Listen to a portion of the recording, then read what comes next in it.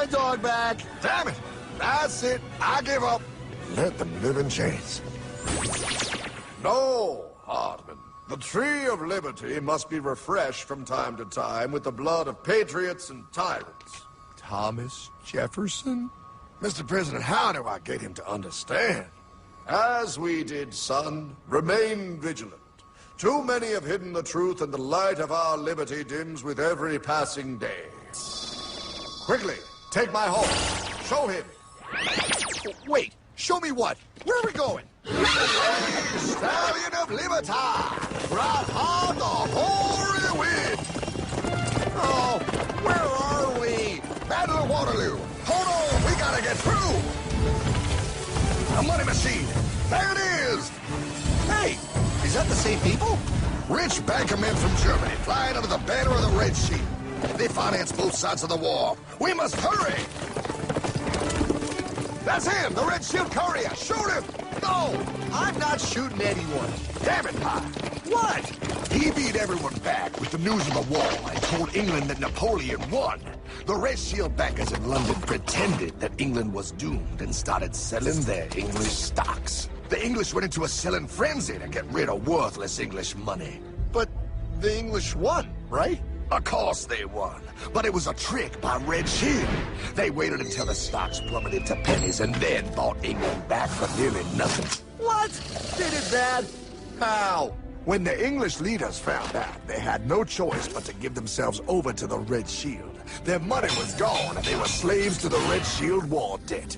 Since that time, the English have been paying their national taxes directly to the Red Shield private bankers. The people have no idea. But the bankers bragged about what they did to us, laughing at us all the way to the bank. Why, it's the best business I've ever done. If I can control a nation's wealth, I care not who makes its laws. Oh, is this what Jefferson wanted to show me? No, Pyle. Look. They're in America, too? The Red Shield banks are here, Pyle. Seeking a way to conquer our American dream. The dream you had, Pyle. The dream of free men. They tried to take over our country many times and failed because Jefferson and the Patriots vowed to stop the evil tyrants at all costs.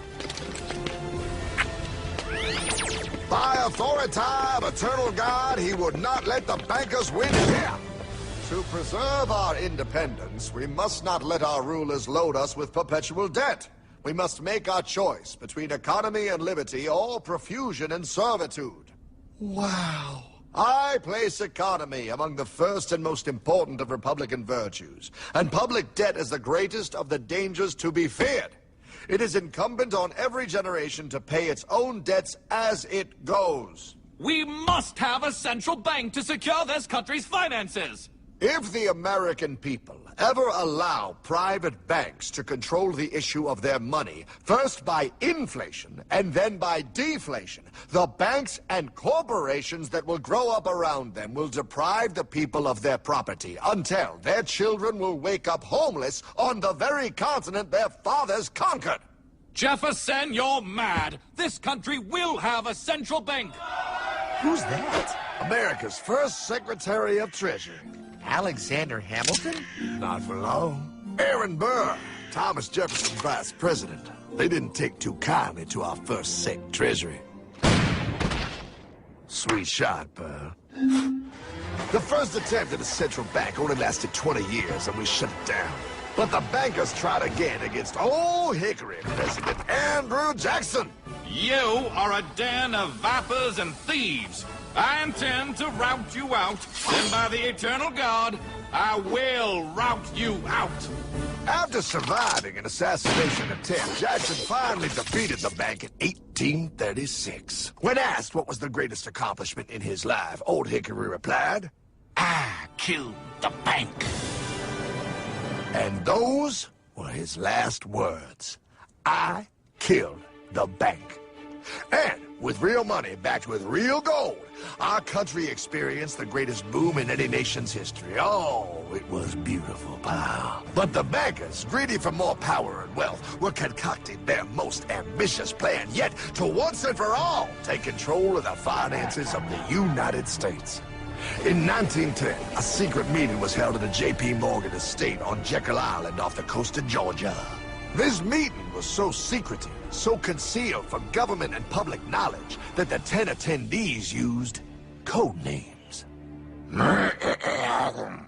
I am clearly the richest man, so I should be the one to run the super-secret central bank. I own all the oil in America. I am clearly richer than you will ever be, hula girl. I should run the super-secret central bank. You're nothing compared to me, lube job. I shall run the secret bank. Silence! Supreme Master Leader, I didn't know you were gonna be here. I'm not. Neither are you, dumbass. Oh, yeah, right. He's so smart. None of you shall run the bank. We have failed in the past because of openness. This time, the key to success is secrecy. The people must believe that they run the bank. Yes, brilliant! A sneak attack. What's the plan? We first create panic, then we show them the solution. With our man in office and well-planned timing, we will have our central bank. And so the people think it is theirs. We shall christen it Federal. The Federal Reserve.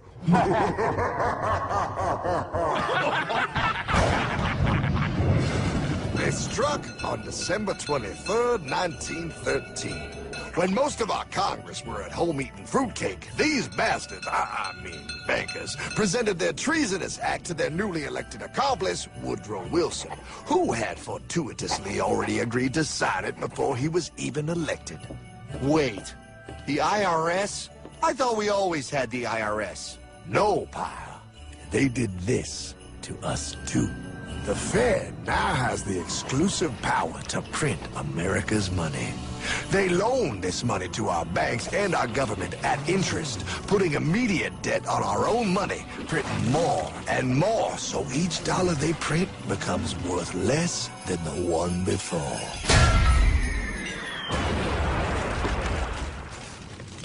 Merry Christmas.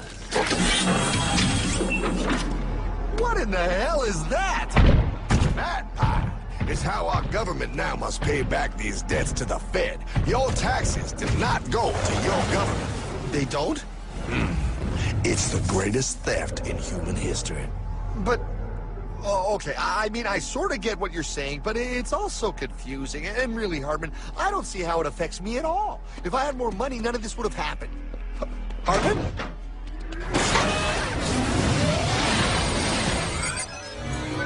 1955? Wow, what are we doing here? Oh, a little bit of shopping. Here, hold this. Gallon of gas, 23 cents. Postage stamp, 3 cents. Ounce of gold, $35. Hot baby, priceless. Best be getting back. Hey, Hardman! I need my car, man! Oh, was that my gold, Jay? Yeah, he'll be fine. Now, pal, would you agree that you have the same exact things you had in 1955? Yeah, 1 stamp, 1 gallon of gas, 1 ounce of gold, and 1 home. Wow, we just made a lot of money. Hey! Gotta pay your taxes. Bet it's nice to have made all that money. Wait, that isn't fair. Now I actually have less money. I can't even go buy the things I just sold.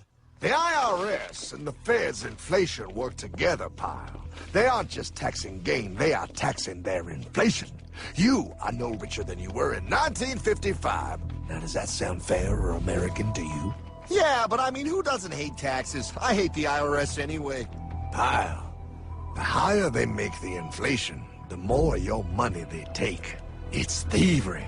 You're not paying taxes on any more. You are paying taxes on the same. And now, you have less. They take our property away right in front of our eyes, just like Thomas Jefferson said they would. What's that? Oh, they found us.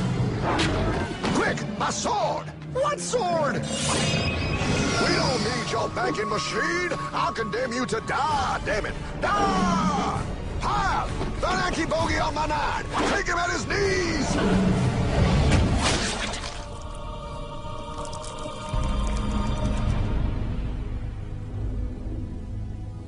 What we are opposed around the world by a monolithic and ruthless conspiracy that relies primarily on covert means for expanding its sphere of influence. What's happening? Where am I? I believe perhaps you understand now, pal, but you are afraid. JFK.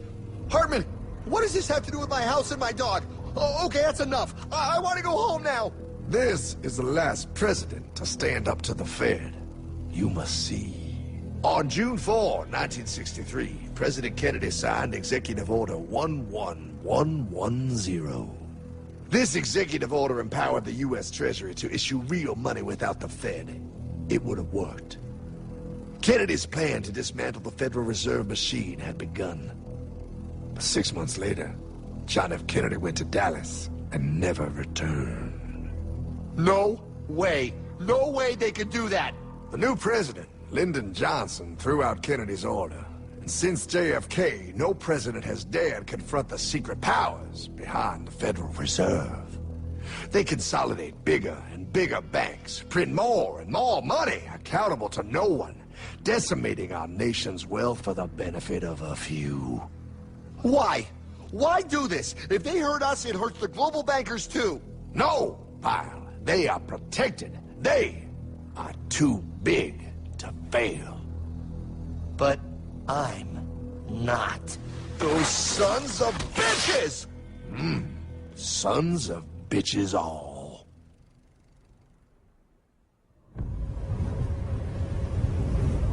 The day was cold. The wind sharp and strong. But we were determined. The bankers and their parasites had us vastly outnumbered, but their hubris made them weak. Not like us. Not like this band of immortals we have assembled. We have come to take back our... Hardman? Is that... My dog. Oh, Then the inevitable. The money kings could ignore us no longer. They sent an emissary, a cog in their machine of greed to bring about our submission.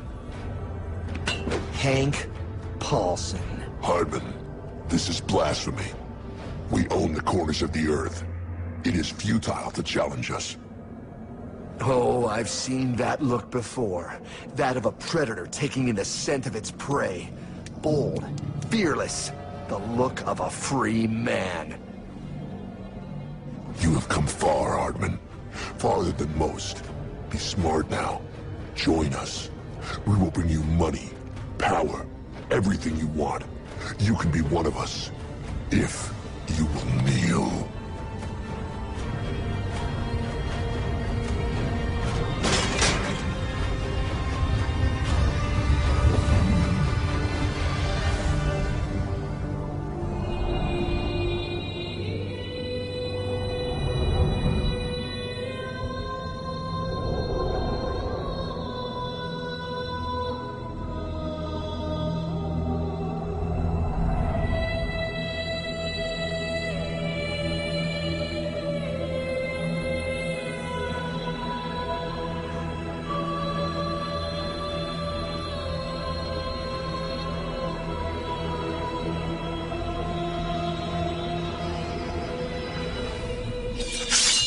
Madman.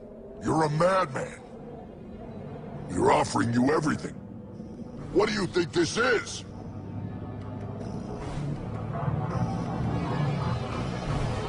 This is America!